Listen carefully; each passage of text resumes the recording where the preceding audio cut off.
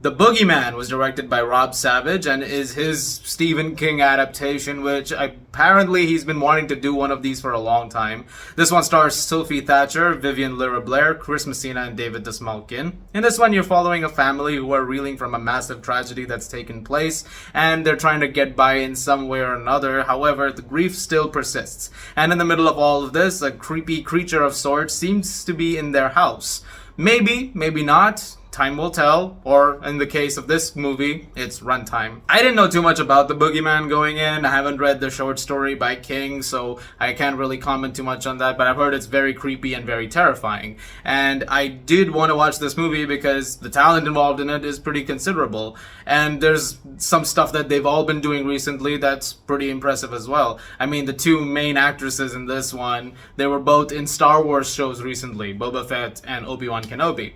And so I was like, okay, we know them right now. Also, Sophie Thatcher in Yellow Jackets is one of my favorite people in that cast, which is my subtle way of telling you that there are going to be 2 reviews this week which have her in them. And this is the first one, and I think she's great in it. There's solid performance from her. And she is, of course, being the lead of the film, most of the focus of the film is on her. I think she does an outstanding job in it, as does Vivian Lyra Blair, actually. They're both really, really good in the movie. Chris Messina, I think, is really good as well. I think, as far as performances go, there's not a dull moment. You have some characters layered, scattered throughout who are, the King cliches, if you will. Like, you have the high school bully, who acts exactly the way a high school bully written by Stephen King would. So, there is that. And David Dastmalchian had to have been unofficially, they'll never probably admit this, but he was probably the first person cast, because after Ant-Man and the Wasp and the whole Baba Yaga thing that he goes off on, I was like, of course they cast him in The Boogeyman.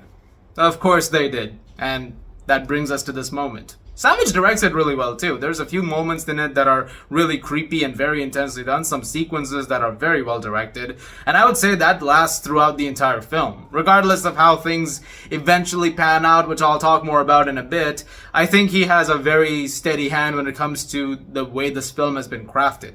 It's very tense and very creepy and very unsettling, and the cinematography, the way it sounds, the score, all of it, really, really well handled. It just is a case of where it starts off very promising and very in-depth when it comes to its thematic handling of how grief is affecting these characters and the horrors around it. And eventually it takes a nosedive into becoming more of a creature feature film, which I expected it to be because that's kind of the vibe I got from things that I had seen in the marketing. But at the same time, it does lead to somewhat of a, lack of handling, if you will, when it comes to those more important character moments, which I think the film excels in the most.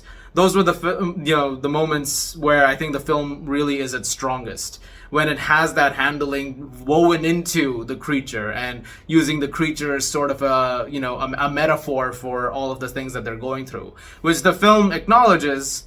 But then it is that literal sense to it, and eventually it becomes that thing about, oh, it's a real thing, gotta stop this thing. It's not that long a film. It's like 1 hour and 38 minutes. It's very quick. It stays to what it's trying to tell. But again, it just comes down to that thing about handling. It could have gone a lot more in depth, and it could have been a little more in tune with all of those things that it's trying to do so. But it doesn't quite do that. There's also some subplots that I don't think quite get the kind of, closure that I think that the story was going for. They kind of are left dangling.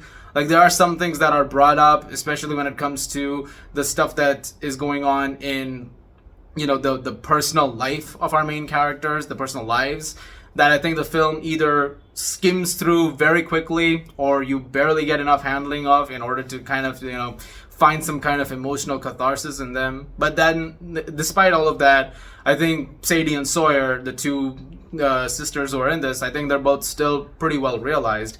It's just a case of a lack of depth in some areas. I think there could have been a more bit of that.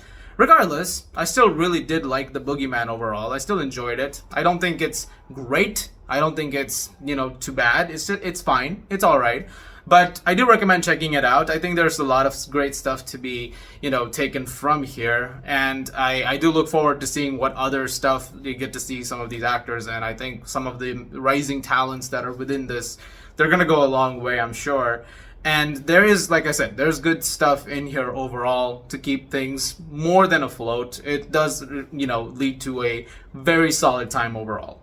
I'm gonna give The Boogeyman a 7.5 out of 10. Check it out in theaters this weekend.